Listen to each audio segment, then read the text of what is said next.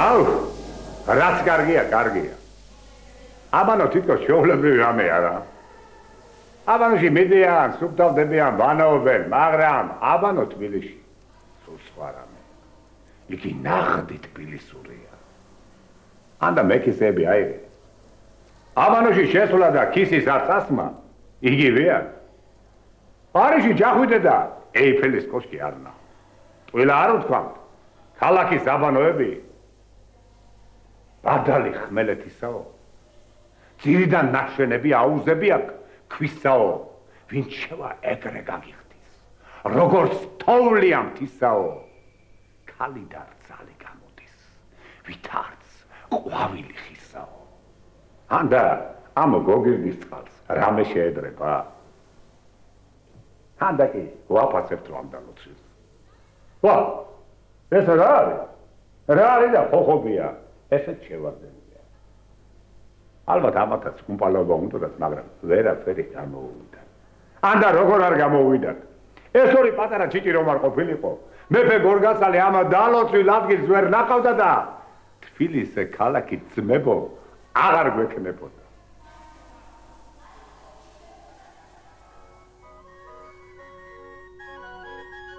ვა, გივიჯან, ერთი ჭიქა დაგვილი.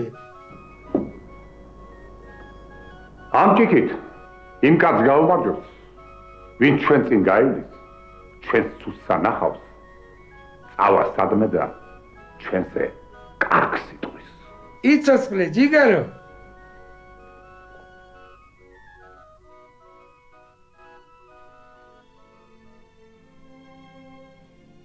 ქვეყანაზე სულ თითზეა ჩამოსაცვლელი ქალაქები, რომლების დაიკვეხნის ერთა და ტრადიციათა ისეთ მრავალფეროვნებას, როგორც ეს თბილისში გვხვდებოდა.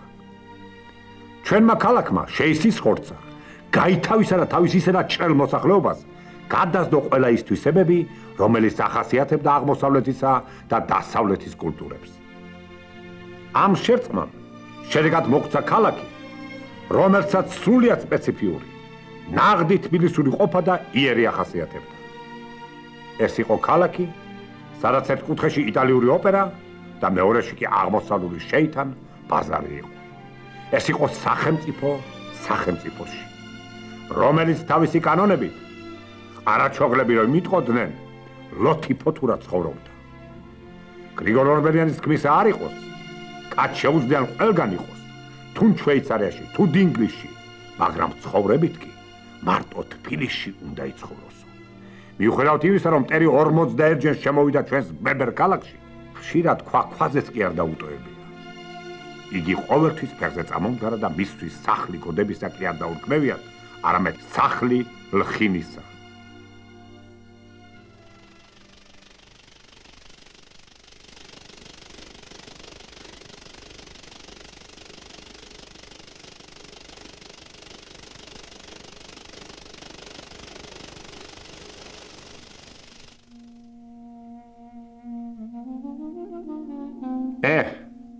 ვირის კუდივით მოკლეა წუთისოფელი, დრო გარბის, რაც იყო იმას ვეღარ დააბრუნებ.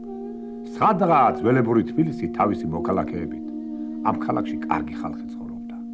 ეშხიანი, მადლიანი, შეიძლება ღარიბი ჯიბით, მაგრამ მდიდარი სულითა და გულით. აი მაგალითად ავიღოთ ყარაჩოღელი, უდარდელი ქეიფის მოყვარული, დარდიმანდი და ჩიტივით უზრუნველი.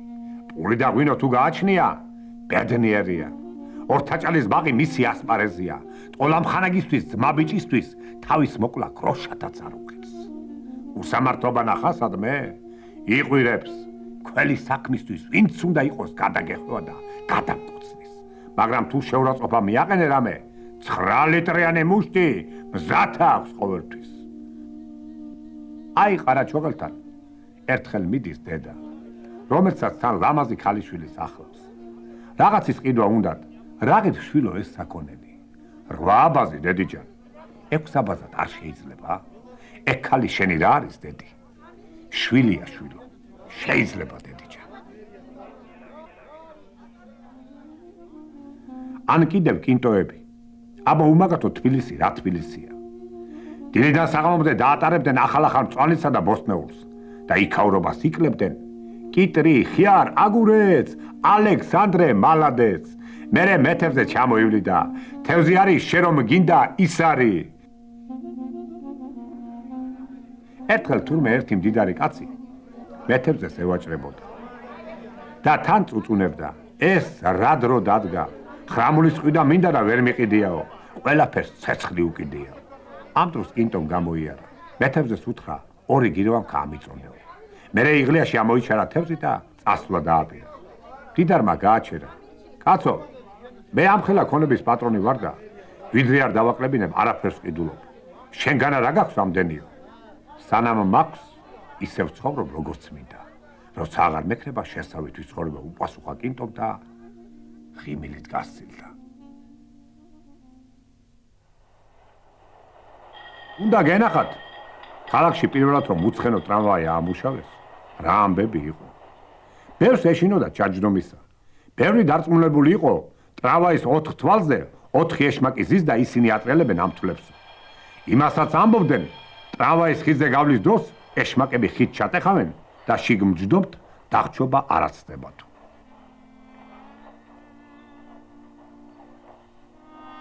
ამის შიშით ხიდთან მგზავრები ტრამვაიდან ჩამოდიოდნენ და ხიდის მეორე ნაპირამდე ფეხით გადიოდნენ.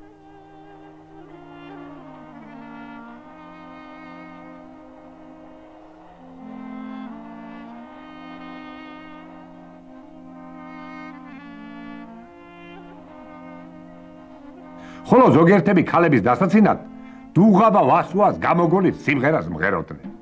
მარგალიტი ძვირია, ლეჩაკი ორპირია, ვის ტრამვაიში ჯდება, იმის ქმარი ვირია, ვირია და ვირია.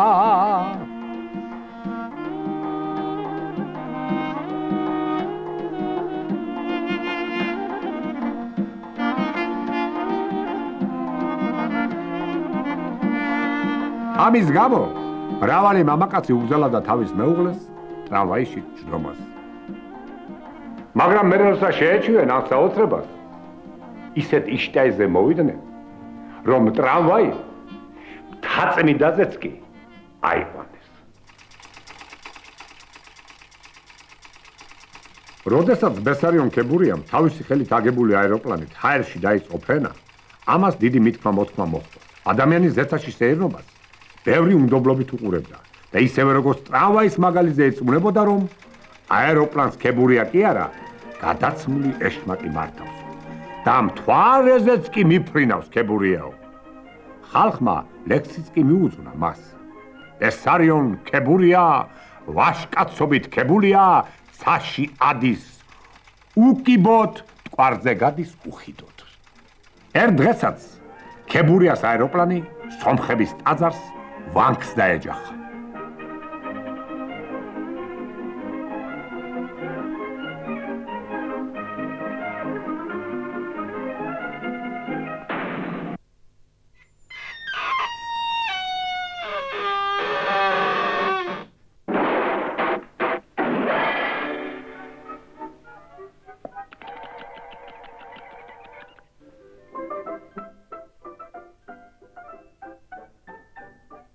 სასწაულად გადარჩენილი ქებურია არტახებში იწვა. მას მისმა სომეხმა ძმაკაცებმა მოაკითხეს. ბარგძეს ბესოჯან ეს ქუც სავატანე მოუთხრეს. შედალოცვილი შვილო, მთელი ქალაქი. ეკლესიებით არის სავსე და რაღა ვაქვს ეციო. ქებურია ჩაეცინა და უპასუხა. რა ვქნა ძმებო? ალბათ ღმერთის განგება იყო ესეთი. კინტო ჰაჯიას მთელი თბილისი იცნობდა როგორც ქალაქის სულსა და გულს და შეუძარებელ ხუმარს. მას პატივისცემის ნიშნად თბილისის ქალაქის კინტოების გუბერნატორი შეარქვეს. მისი ნამდვილი გვარი და სახელი გახდათ ვანო ავგაროზაშვილი. იგი 10 წლისა დაობლდა და დარჩა მთლიანად ქუჩის ამარა. როცა წამოიზარდა და 18 წლის კუნთმაგარი ახალგაზრდა დადგა, გროშვა ვანო როგორც მას ეძახდნენ, მეიდნელმა კინტოებმა შენიშნეს. პირობა დაუდეს უფასოდ გაჩუქებ თაბახს, კალათას და სასწორს თავდებად დაგიდგებით ბითუმად მოვაჭრესთან, რომ ყოველ საღამოს დაუბრუნებ ნისიად წაღებულ ხილის ღირებულებას. თუ გაბედავ, მეჩეთის მინარეთზე ასვლას და იქიდან სიმღერას. გროშუა ვანო მაშინათვე დათანხმდა.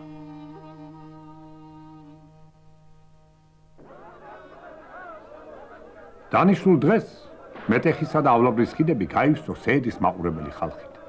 გროშუა ვანოს როგორღაც მოეტყუებინა მეჩეთის დარაჯი და მინარეთზე ასულიყო. ჯიგი, ჯიგი, ვახე, ვახე, ავადა ვარ, მოდი მნახე, თუ დალაკმა ვერ მიშველოს, საყვარელთან წამიყვანე, თუ რომ ისიც ვერ მიშველის, გომარს თელთან მიმიყვანე, გაჰკიო და მთელი ხმით, ჩვენი გროშუა. მეჩეთის ქუჩაზე მომუშავე მუსულმანებმა ატეხეს განგაში. იქვე არსებული საყასპოს პატრონი ყურბანა და კიდევ რამოდენიმე მუსულმანი ამოღებული ხანჯრებით შეცვიდნენ მეჩეთში. კინტოება შენიშნეს, ყაზმები და ყვირილი მოხდეს. ჰარიქა გროშოჯან თავს უშველე შენს მოსაკლავად მოდიან. გროშუა ვანომ კიდევ ერთხელ შემოუარა აივანს. მერე დააშხოშიანად ისკუპა და თითქმის 5 მეტრის სიმაღლიდან გადახტა მეჩეთის სახურავზე.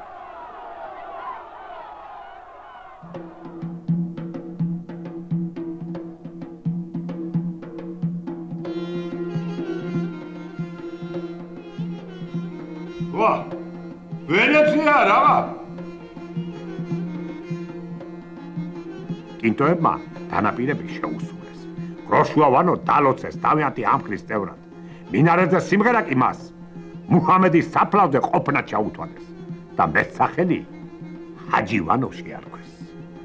ხოლო დროთა ვითარებაში კი ხალხმა მას შეუმოკლა ეს სახელი და სიყვარულით და მოფერებით ჰაჯიას ეძახდა. იმ საღამოსვე ორივე მხარე შერიგების ნიშნად ტირზე გამართა მამა პაპური ყურმანული.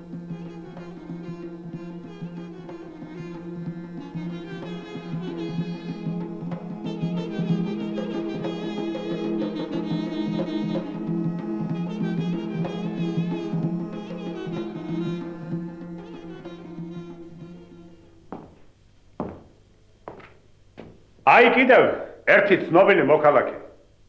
შამაიათი და რებეცით ფეხზე მოვაჭრე სირქიათ წოდებული ივანე მამაცაშვილი. იგი ხარკუში დაიბადა და გაიზარდა. უბანში დიდი პატივისცემით სარგებლობდა. 1905 წლის რევოლუციის დროს პოლიციასთან შეტაკებისას სალით-თვალით დაბრმავდა. რის გამოც მას ნელსონასაც კი ეძახდნენ. სირქიას სკოლა თვალით არ ენახა და წერა-კითხვა ქალაქის ფინიშებზე და სასაფლაოს ქვების წარწერებზე ჰქონდა შესწავლილი. უყვარდა გაზეთების კითხვა. მეტადრე ქართულ თეატრში სიარული. ორჩებოდა თუ არა თევზის გაყიდვას, მაშინათვე თეატრში გარბოდა.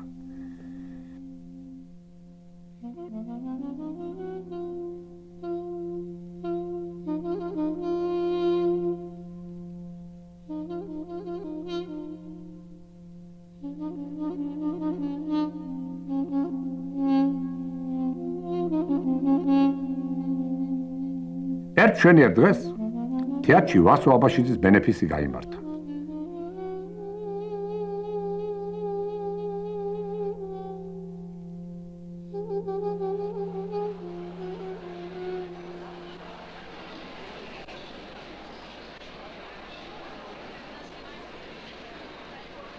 როდესაც სპექტაკლმა ჩაიარა და დაიწყო საზოგადოებისაგან აბაშიძისადმი მილოცვები, უეცრად ხალხით სავსე დარბაზში შემოვიდა თავზე თაბაღ დადგმული კინტო.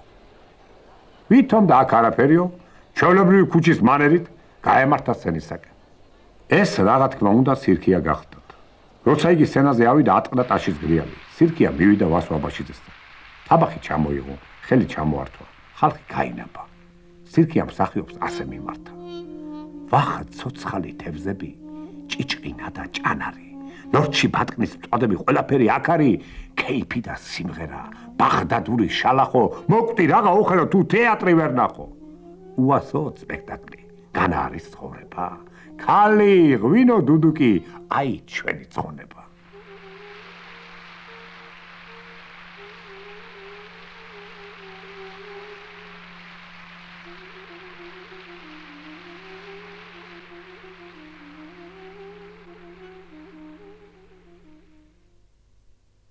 ერთი გენიალური მხატვარი ცხოვრობდა თბილისში. ნიკალა ერქვა ფიროსმანაშვილი. იმისთანა მხატვარი არც ყოლია და აღარც ეყოლება თბილისს. ანგელოსი ეჯდა სწორედ ფუნჩში.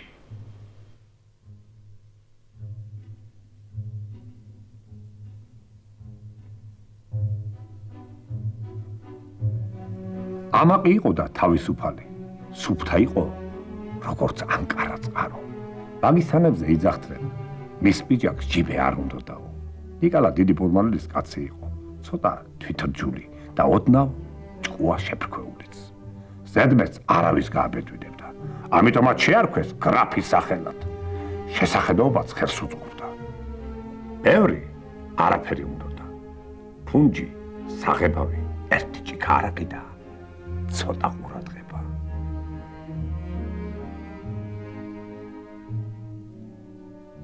რა გვინდა ძმე მოიცით? მიმართა ერთხელ თავის კოლეგებს. უსათოდ, უნდა ავაშენოთ დიდი ხის სახლი.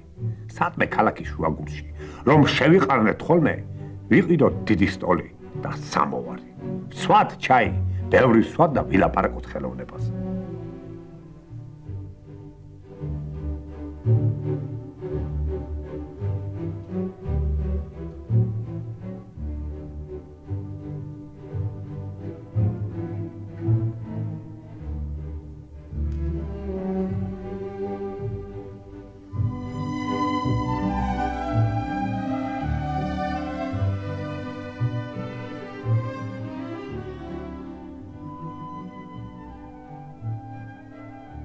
ერთი ქალი უყვარდა ნიკალას.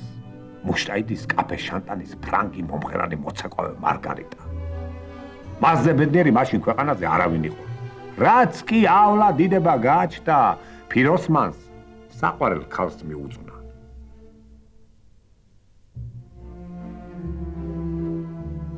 ერთხელ კი მთელი ქალაქი აალაპარაკა. ლამის მთელი თბილისის ყვავილები იყიდა და მარგარიტას მიართვა.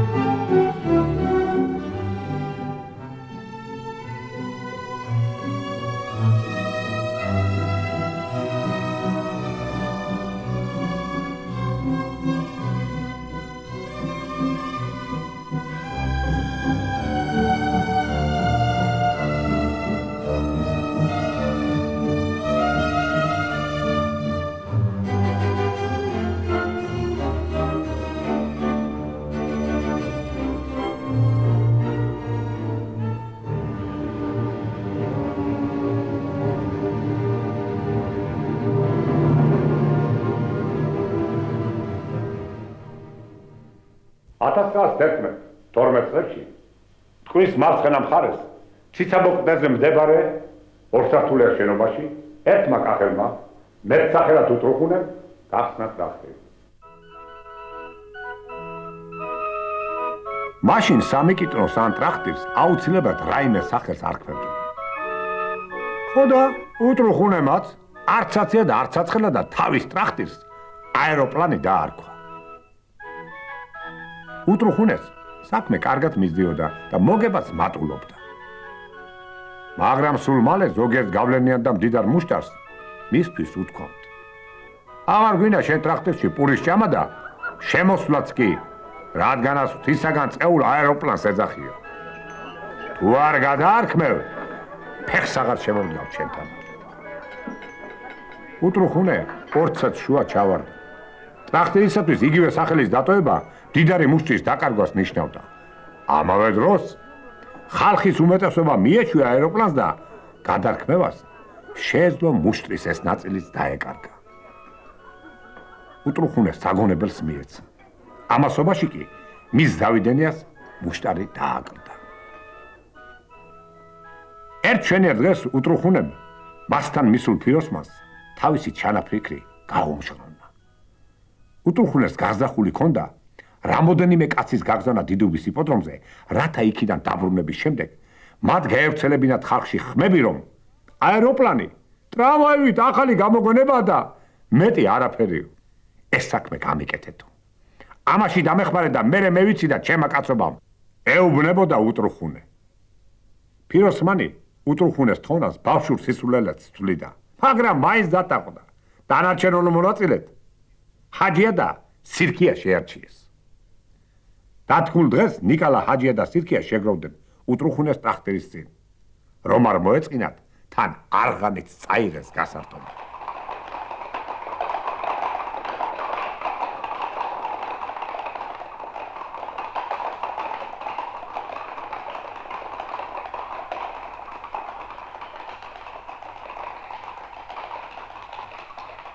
სირაჯხანის აღმართს რომ მიუახლოვდნენ, ეტლი გააჩერეს ბატიბუტის ცნობილ ოსტატ ალისთან. ორი დიდი ქაღალდის ტომარა აავსებინეს.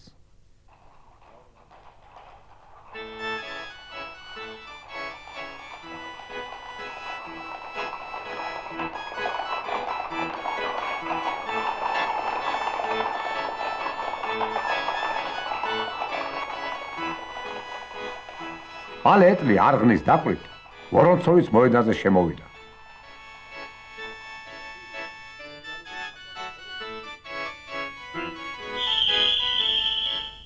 Стесиграц, не положено.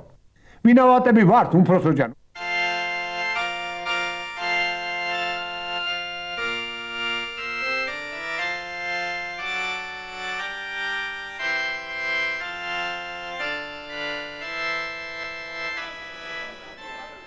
მინდორზე დიდ ზალხავს მოეყარა თავი. ბესარიონ ქებურიას შუა გულში გაეჩერებინა აეროპლანი. ამ დროს გაისმა არღნის ხმა. ეტლი გაჩერდა, ფიროსმანი ჰაჯია და სირქია ჩამოვიდნენ და ქებურიას მიუახლოვდნენ. ფიროსმანა უამბო მათი მოსვლის მიზეზი. ბესოჯან, ერთი რამე უნდა გთხოვო და თუ ძმახარ, უარი არ გითხრა. აი ეს ბატიბუტი, როცა მაღლა ახვალ, იქიდან გადმოგვაყარე. ქებურიამ გადაიხარხარა. კაცო, წამომყები და თქვენ თვითონ გადმოყარეთ. თუ გინდა ზედ თევზიც მიაყოლეთ. ცოტა ხნის შემდეგ ქებურიას აეროპლანი თავისი უსწავრი მგზავრებითა და ბატიბუტის ტომბრებით სავცე ცაში აიჭრა.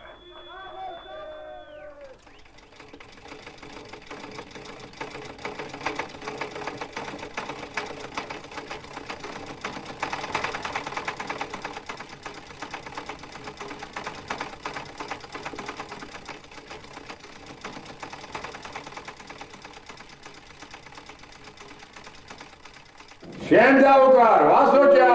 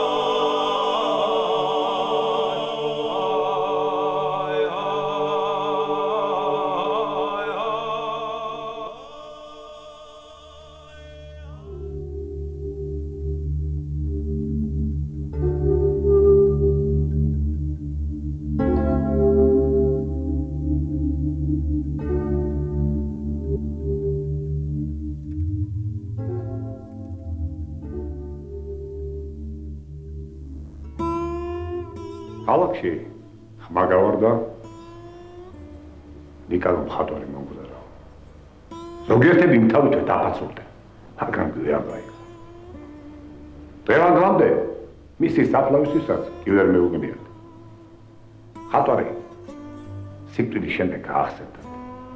გაბრაზებულმა მისმა ნაცნობმა მედუქნემ ხალხს ასე მიმართა. სად იყავით მაშინ? დუქან გზას რო იყო გამოკრული შიერი ძაღლივით. მთელი ქალაქი სურათებით გაჭედა. თვალები არ აქონდათო.